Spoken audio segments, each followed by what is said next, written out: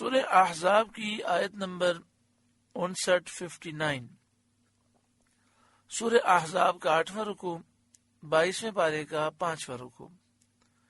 اللہ رب العالمین نے ارشاد فرمایا، یا ایھا النبی، اے نبی، قل لازواجک وبناتک ونساء المؤمنین، اپنی بیویوں اور صاحبزادیوں اور مسلمانوں کی عورتوں سے فرما دیں، یدنین علیہن من جلابیبہن، کہ اپنی چادروں کا ایک حصہ اپنے منہ پر ڈالے رہیں۔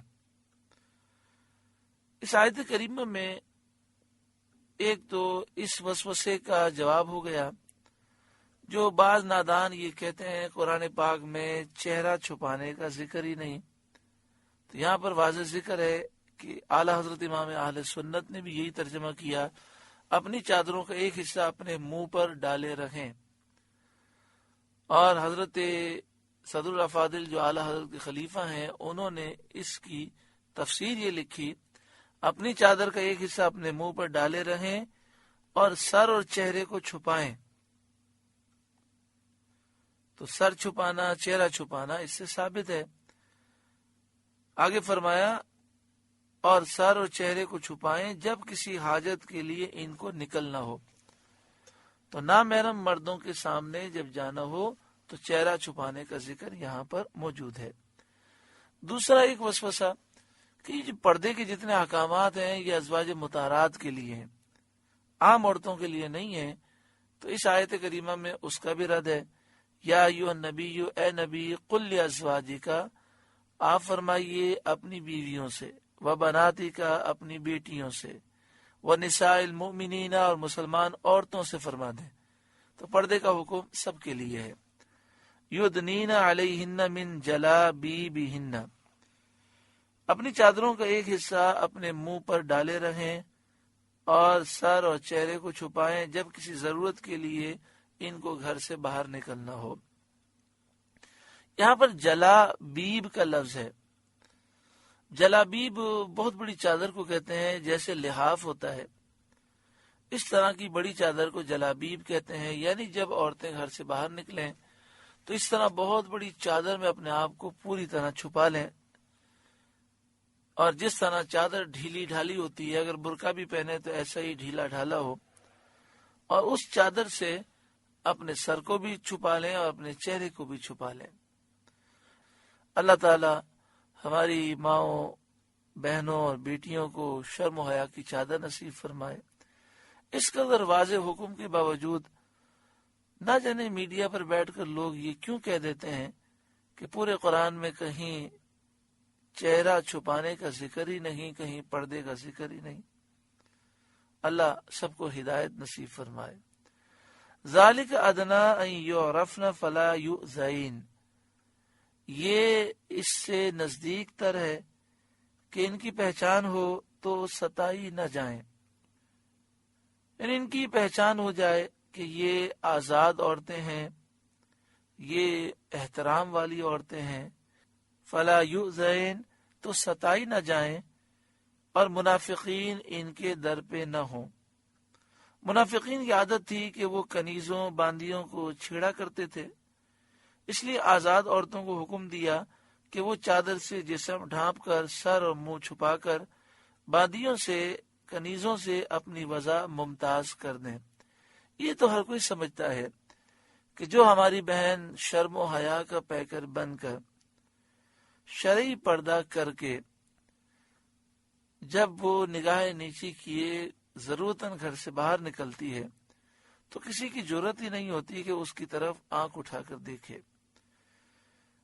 کسی نے ایک بڑا عجیب جملہ کہا آج کل جو پردہ ہوتا ہے اس پردے کو بھی پردے کی ضرورت ہے، یعنی جس قسم کا برقع پہنا جاتا ہے اور جتنا چست وہ ہوتا ہے اور جس قدر وہ چمکیلا اور اس میں ڈیزائننگ ہوتی ہے، یہ ہرگز پردے کے تصور کے منافی ہے۔ پردے کا تو مقصد یہ ہے کہ جب عورت گھر سے باہر نکلے تو کسی کی توجہ اس طرف نہ ہو۔ دیکھیں، خوشبو لگا کر نکلنا منع اسی لیے ہے کہ خوشبو سے غیر مردوں کی، نامحرم مردوں کی توجہ ہوگی۔ تو اس لیے برقع ڈھیلا ڈھالا ہو اور اس طرح کی ڈیزائن اور ایسا چمکیلا جس سے کسی کی توجہ اٹھے، کسی کی توجہ ہو، یہ منع ہے۔ وَكَانَ اللَّهُ غَفُورًا رَحِيمًا، اور اللہ بخشنے والا مہربان ہے۔ لَئِن لَّمْ يَنْتَهِ الْمُنَافِقُونَ، اگر باز نہ آئے منافق اپنے نفاق سے، اگر یہ باز نہ آئے، وَالَّذِينَ فِي قُلُوبِهِم مَرَضٌ، اور جن کے دلوں میں بیماری ہے، برے خیال رکھتے ہیں، یعنی فاجر بدکار ہیں، وہ اگر اپنی بدکاری سے باز نہ آئے، وَالْمُرْجِفُونَ فِي الْمَدِينَةِ، اور مدینے میں جھوٹ اڑانے والے باز نہ آئے، جو اسلامی لشکروں کے متعلق جھوٹی خبریں اڑایا کرتے تھے اور یہ مشہور کیا کرتے تھے کہ مسلمانوں کو شکست ہو گئی، وہ قتل کر ڈالے گئے، دشمن ان پر غالب آتا جا رہا ہے، چڑھا چلا آ رہا ہے۔ اس سے ان کا مقصد مسلمانوں کی دل شکنی، ان کے حوصلے پست کرنا اور ان کا پریشانی میں ڈالنا ہوتا تھا۔ ان لوگوں کے متعلق ارشاد فرمایا جاتا ہے کہ اگر وہ ان حرکتوں سے باز نہ آئے، لَنُغْرِيَنَّكَ بِهِمْ، تو ضرور ہم آپ کو ان پر شے دیں گے اور آپ کو ان پر مسلط کریں گے، آپ کو ان پر قابو دیں گے۔ ثُمَّ لَا يُجَاوِرُونَكَ فِيهَا إِلَّا قَلِيلًا، پھر وہ مدینے میں آپ کے پاس نہ رہیں گے مگر تھوڑے دن، پھر مدینہ طیبہ ان سے خالی کرا لیا جائے گا اور وہ وہاں سے نکال دیے جائیں گے۔ ملعونین، لانتی، پھٹکارے ہوئے، اینما ثقفوا اخذوا، جہاں کہیں ملیں پکڑے جائیں، وقتلوا تقتیلا، اور گن گن کر قتل کیے جائیں۔ بعض علماء نے بیان کیا کہ یہ ملعونین کا جن کا ذکر ہے، اس سے مراد گستاخ رسول بھی ہیں کہ جہاں کہیں ملیں گستاخوں کو پکڑو اور گن گن کر قتل کرو۔ حاکم اسلام کی ذمہ داری ہے کہ ملک میں ایسا نظام قائم کرے کہ کسی کو گستاخی کرنے کی جرت نہ ہو، اور جو انٹرنیٹ پر، فیس بک پر، واٹس ایپ پر اور دیگر ذرائع کے ذریعے گستاخی کر رہے ہیں، حکومت وقت کی ذمہ داری ہے کہ وہ انہیں گرفتار کرے اور انہیں سزائے موت دے۔ اگر یہ نہ کیا گیا تو انتشار ہوگا، فساد ہوگا، اور فساد کا دروازہ بند کرنا ضروری ہے۔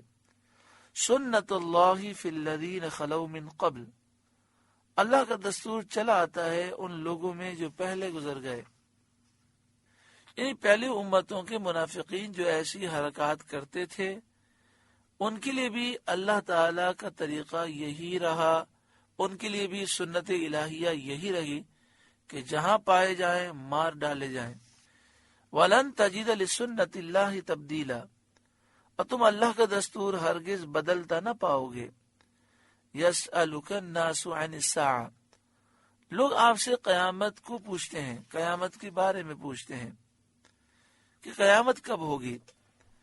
مشرکین تو تمسخر اور استہزاء کے طور پر، مذاق اڑانے کے لیے رسول کریم صلی اللہ علیہ وآلہ وسلم سے قیامت کا وقت پوچھا کرتے تھے، اور اس انداز میں پوچھتے تھے گویا کہ ان کو قیامت آنے کی بہت جلدی ہے، اور یہودی اس کو امتحان کے طور پر پوچھتے تھے، کیونکہ توریت میں اس کا علم مخفی رکھا گیا تھا اور ان کو یہ بتایا گیا تھا کہ نبی کبھی بھی قیامت کا علم نہیں دیں گے، کیونکہ یہ راز الہی ہے اور نبی راز کے امین ہوتے ہیں۔ اللہ تعالیٰ انہیں یہ راز دیتا ہے لیکن وہ اس کا علم عام لوگوں کو نہیں دیتے، تو یہودی امتحان کے طور پر پوچھتے تھے۔ تو اللہ تعالیٰ نے اپنے نبی کریم صلی اللہ علیہ وسلم کو حکم فرمایا، قل، اے محبوب آپ فرمائیے، انما علمها عند اللہ، اس کا علم تو اللہ ہی کے پاس ہے۔ وما يدریک لعل الساعة تکون قریبا، اور تم کیا جانو شاید قیامت قریب ہی ہو، پاس ہی ہو۔ اس میں جلد کرنے والوں کو تحدید ہے، یعنی جو جلدی مچا رہے ہیں ان کو تنبیہ کی گئی، ہو سکتا ہے قیامت قریب آ چکی ہو، تیاری کرو، کیوں جلدی مچا رکھے ہو۔